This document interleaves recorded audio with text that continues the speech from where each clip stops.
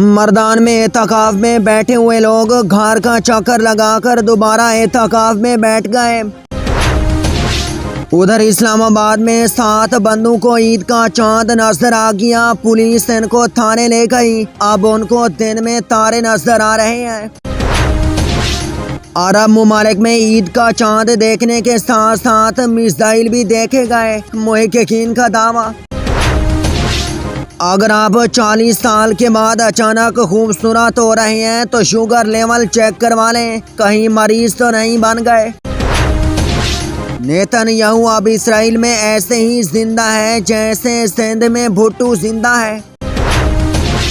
محققین کے مطابق عید چھوٹی ہو یا بڑی، قربانی ہمیشہ شوہر کی ہی ہوتی ہے۔